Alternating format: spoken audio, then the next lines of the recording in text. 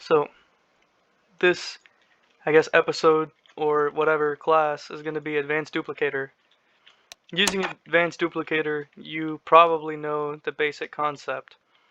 Building big dupes or useful tools, for example, big explosions like this one. If you don't know how to make a big explosion dupe, it's very simple, and that's going to be our first lesson. So, the easiest way to do it is to have the Advanced Duplicator tool selected, and then spawn a helicopter grenade from the Q menu. You're going to copy it and undo it before it blows up. If it blows up, who cares? But this is just so you have it copied. Now you're going to make sure unfreeze all after paste is unchecked. It should be by default. And you're going to paste as many as you want. For this, I'm only going to do 7 for the next portion. So now that you have your 7 bombs, I'm going to teach you how to do contraptions. Contraptions are buttons that you can press either on your keyboard or allow anybody in-game to press to spawn a dupe. Now there are limitations to contraptions. You can't spawn more than 10 props or entities at a time with a single contraption spawner.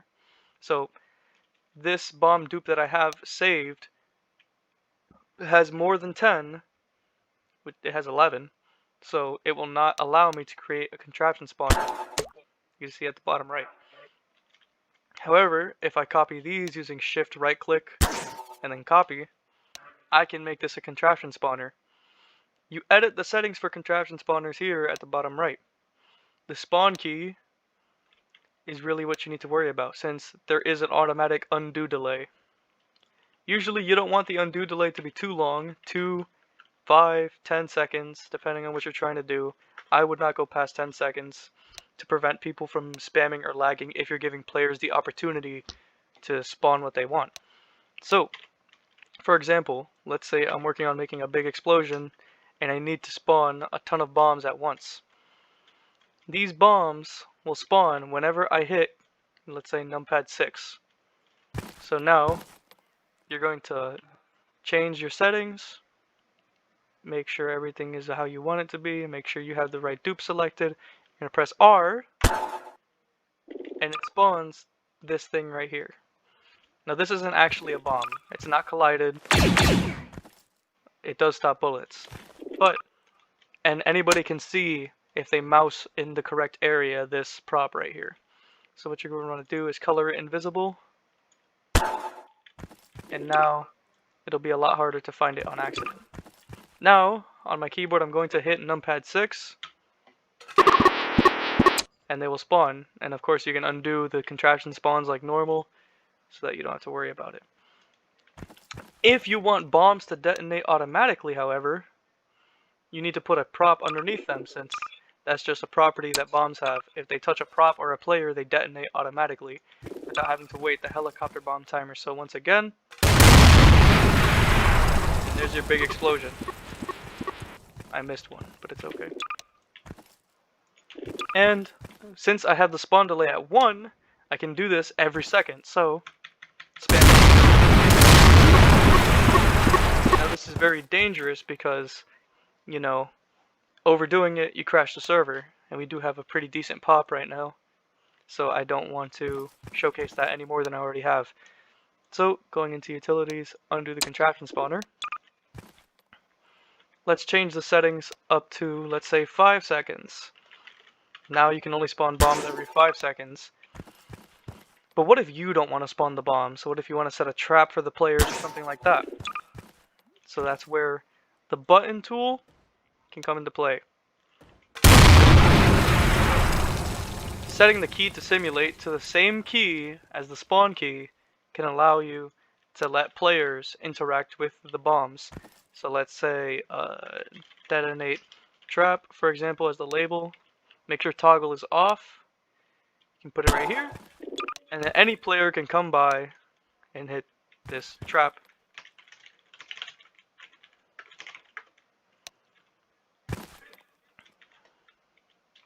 And so we're going to get a random player.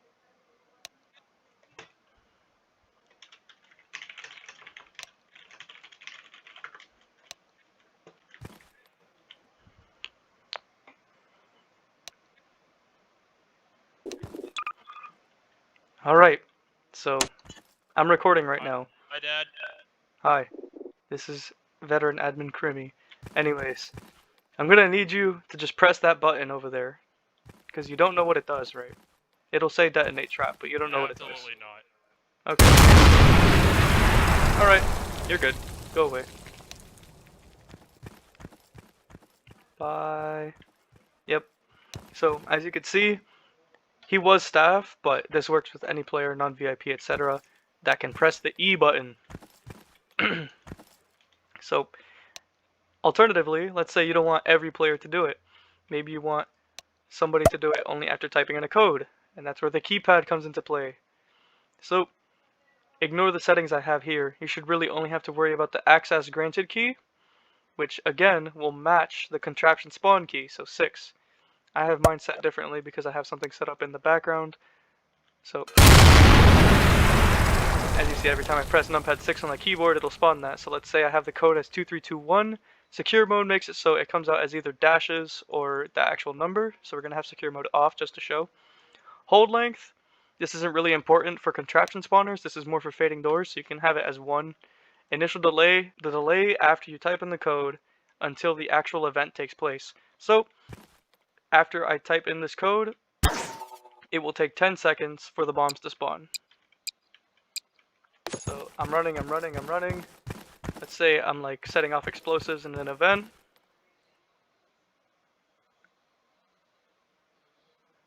And there you go. So that's just another way you can go about this. If you don't want to give players a code to type in, for example, you can also give them the keypad cracker, which can be found in Other, Keypad Cracker. And if you ever played Dark RP, it's the exact same one. So you crack, and then once it finishes, it'll activate. Then they'll have the 10-second delay as I set it here. But once again, you can set it to 0, and it'll just happen instantly. So let me update that.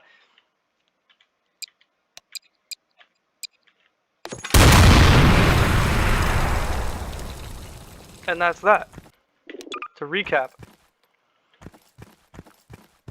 you find yourself a contraption. These bombs are just examples. You edit the options down here in the contraption spawner. The undo delay should be pretty swift. Just make sure you can't spawn more than, let's say, 2 at a time before it undo. Then you set the spawn key, and remember what the spawn key is. You press R, and you create your contraption. The ways to detonate it: you hit the number on your keypad, or whichever key you bound it to. You can also bind it to a letter, number, etc. So I have it as numpad 6, so pressing it on the keyboard will cause it to spawn.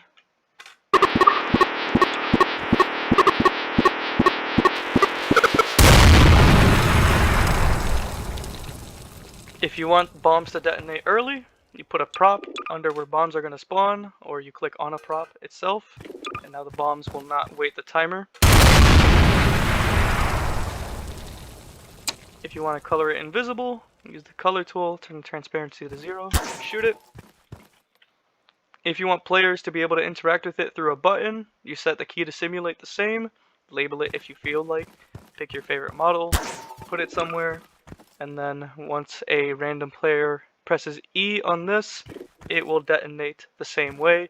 Or you may have a keypad that functions exactly the same, but is secured by a code that must be either inputted, or if they are given keypad cracker tools, then you can allow them to bypass the need for a code. Some ideas for this: the keypad is probably one of the more powerful tools for creating interesting events. One of my favorite things to do is to have the code written down somewhere in the map or in the event, and have them look for the code, come back here, and then bing bang bong bong, hit the code, and then commit Barris Offie on the temple. So droids that are put through the duplicator function differently than droids that do not. So these two droids are identical. One is duped and one is not. And let me show you the difference. So let's start with the normal droid. You spawn with the NPC spawn revamped. And basically this droid will function the same. It'll aggro on me once it's activated and stops being stupid because we're on high pop. And it'll basically start shooting me whenever it feels like it. The good thing about these droids, they are able to have their health set, and they can be spawned en masse at that health, but sometimes they're a little slow and have problems with the way they function. And sometimes they don't even move. Droids that are put through the duplicator are able to throw grenades and are a little more active than droids that are normally spawned. So we are still lagging a bit, but if I get behind cover, he should start throwing a grenade. Yep. The downside to these droids is that they spawn with default Combine NPC health, so I should be able to about 3 or 4 shot this guy. There you go. So spawning droids en masse using the duplicator tool is an effective way to get high volume, low quality droids to do dirty work. However, NPC spawn droids are better to get high quality, low volume droids so that you can set their health and do all that good juicy, normal droids, because unfortunately, as cool as the grenades are and all that, being 2-shot sometimes isn't what the event needs. Droids are required to be powerful enough to at least pose a threat. However, a good mixture, if you have one, for example, a game helper spawning normal droids and yourself with the advanced duplicator spawning dupe droids, then you can create a good mixture. So to recap, normal droids will not throw grenades and usually will stand still. You can set their health and they will retain that health as you spawn them. Dupe droids will throw grenades, will move more, but their health will be default to the Combine NPC, so they will not copy the health of the droid you duped them from. So decide how you want to use which droids for what. Finally, the last thing about the advanced duplicator, if you have a dupe and you want to know how big it is possible to click on a dupe. So here's one of my CQC dupes for CSR. And maybe I don't want to break the rules, and I have to check if it's 175 props. So here in dupe information, that was my Discord, my mistake.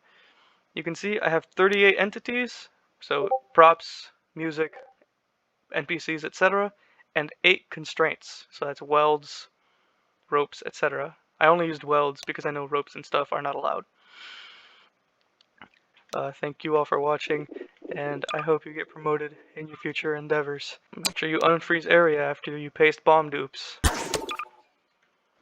Save the world.